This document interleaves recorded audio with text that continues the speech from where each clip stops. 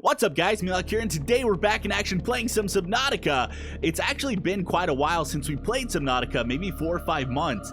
But I've been checking out all the updates they've been doing. They've been adding in precursor bases and storyline elements and been doing a lot of cool stuff. We're currently in creative mode right now, and we're in the Lost River biome. So if you remember, last time you saw this on my channel, I'm sure if you guys are big into Subnautica, you've probably seen this on Riot's channel or maybe some other big Subnautica YouTubers.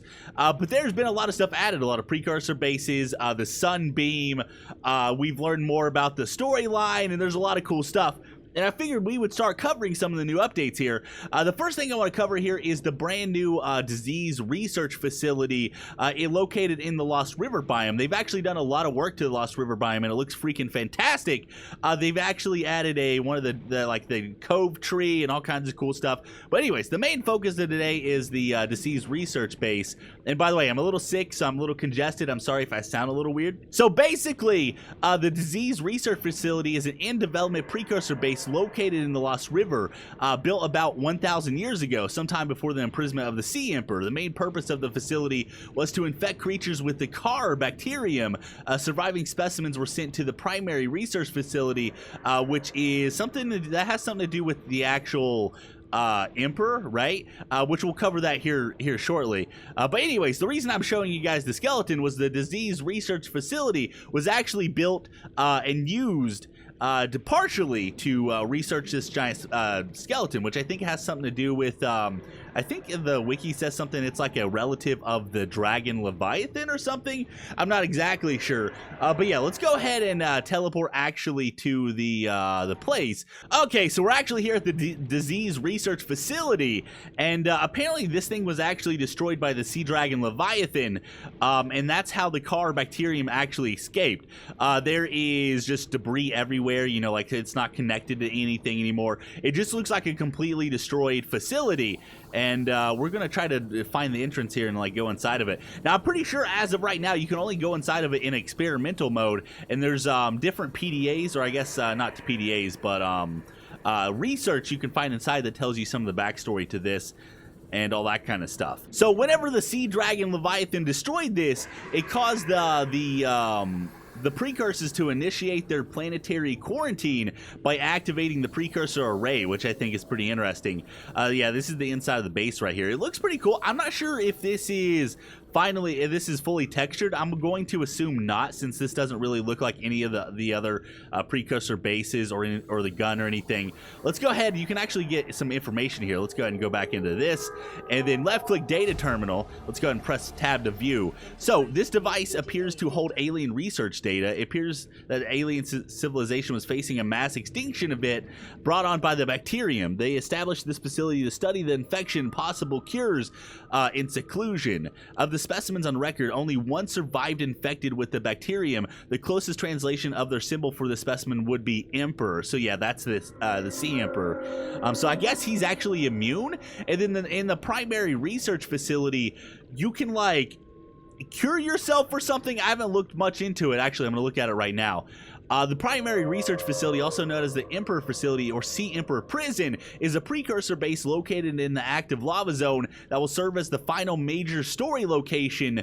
It was built by the precursors around 1,000 years ago and is where the last Sea Emperor is contained, along with 5 remaining Sea Emperor eggs. So you can actually summon in baby Sea Emperors now, which is pretty cool. And then this apparently is like the Sea Emperor's aquarium, and I don't know, they're immune to the disease, which is absolutely crazy. Let's go ahead and swim in here a little bit further. Oh yeah, I was reading this right.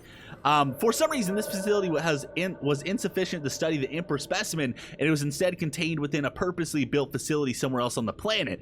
While it is unlikely that the specimen in question is still contained within the facility, it is possible that alien researchers left behind information relating to the cure they were seeking. References to the Emperor containment facility in the data are scarce, but its location is suggested to be somewhere within volcanic activity at a depth of approximately 1,200 meters. So yeah, that's in the active lava zone. And then this is just some random room right here. Let's go ahead and grab this guy right here.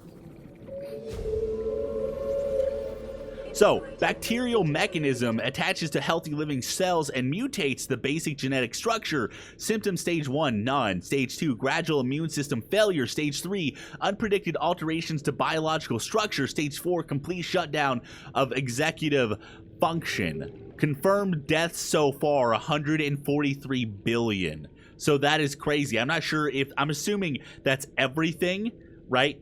Anything that was living died. You know, it's not just like intelligent life or anything like that. Yeah, apparently warpers were created to keep the levels of Karam to a minimum, so it will attempt to kill infected fauna once their infection passes a certain level in an effort to contain the further spread of the bacterium. Though this seems to have been ineffective, as Kar is still ravaging the planet over 1,000 years after it was initially released. And also, when you first started playing Subnautica, you'll eventually realize that you're infected with the bacterium too, but for some reason it's not killing you. I'm not exactly sure why, so that's probably why warpers actually try to murder you. That makes sense, and you know, you guys probably already know all about this. And then I think, yeah, we have this little device right here. I'm not exactly sure what this is. And then I think there's one more data terminal that we haven't seen yet. Let me see if I can find it real quick. Okay, so we got the third one here. Also, before we read this, I was reading on the wiki, the player is infected with Kar, and though it only becomes noticeable when the player reaches the Z's research facility and interacts with the terminal. There's a terminal in the precursor array that prevents the system from being disabled if the life form is infected, forcing the player to follow the story and secure a cure. So yeah, that's pretty much why you have to follow the storyline and eventually, I guess, release the Emperor and stuff. I don't know, guys. It's crazy. But I want to be able to hatch the freaking Emperor eggs. That sounds really, really cool. If an infected creature is placed inside an aquarium or alien containment, the creature will infect the rest of the creatures inside soon after. However, this is purely cosmetic and has no impact on gameplay. It seems that the only way to cure is with enzymes produced by the Sea Emperor and its young, as shall be shown by the creatures being cured by the enzymes in the Sea Emperor's aquarium. The Sea Emperor and Warper are immune to the carrion bacterium, as they both play a role in eliminating it, with the Sea Emperor producing enzyme 42 as a countermeasure, and the Warper being the result of its biomechanical adaptations implemented by the precursors. Also, look at this. This is like one of the skeletons being researched right here, which I think is pretty cool. I don't know what it is. It's a giant fish. It looks crazy, though. So yeah, this is all very interesting stuff, and I'm very glad Subnautica kind of has like a storyline now. I'm assuming this will probably be updated here pretty soon, and you'll be able to actually access it in normal Subnautica. Right now, you can only get inside of this place in the experimental version, like I said before. But yeah, this whole place is cool. The Lost River has added a lot of changes, and I think let's go ahead. I'm going to check out some other stuff real quick, and we'll be right back. Okay, guys, we're back. So I decided, let's go ahead and check out the weapons array here. Now, we're not checking out because you guys probably already seen this. We're checking this out because there's a new creature called the droid, and they actually kind of look like replicators from Stargate, if you guys ever seen that. Actually, they look exactly like replicators from Stargate, except for their main function isn't to replicate and obviously take over the world by self-replicating into intelligent life forms, and then I guess eventually sentient life forms. But anyways, whenever you go inside the disease research facility, I'm going to assume it's going to look like the inside of this slightly and not just have blank textures. And then you're going to have to worry about probably warpers as a danger, and then you're definitely going to have to worry about these droids. Now, the droids' main function is they're actually repair droids, but they will attack intruders. Let me go ahead and find these guys real quick. Yeah, they are a in-development entity. They were created by the precursors to act as repair bots, and as such are equipped with 2 welding tools, which are their little antennas right here. And then they are also programmed to defend the precursor bases from intruding life forms, and will use the aforementioned tools as weapons if the need arises. Upon sighting the player, the droids will become aggressive, thrusting their 2 welding tools toward the player, dealing 3% damage per hit.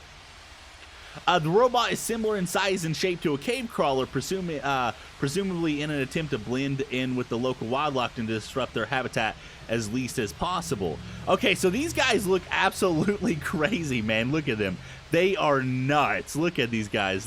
They're just everywhere. They're crawling up on the walls. Now, I've summoned in a bunch of these. Now, if you want to summon these guys in yourself, you type in spawn space precursor droid, and they will just summon in. And then if you want to summon a lot of them, do like space 50 or something like that. So yeah, look at all these guys. They're crazy. They're really loud. And then I'm assuming you're probably going to see them in their normal mode, maybe like crawling around the floor, the ceilings, the walls, kind of like going around repairing stuff. You'll see their little antenna kind of like stab into different areas. You'll see both like lights or whatever, kind of like little welding tools, and they'll be doing that kind of stuff. You know, it'd be kind of cool is if eventually you could build these, like maybe once you do all the precursor stuff, you can use precursor technology, and then maybe use these guys to like automatically repair your stuff. Like you could like hack them or eventually make them yourself or something. I think that would be pretty sweet.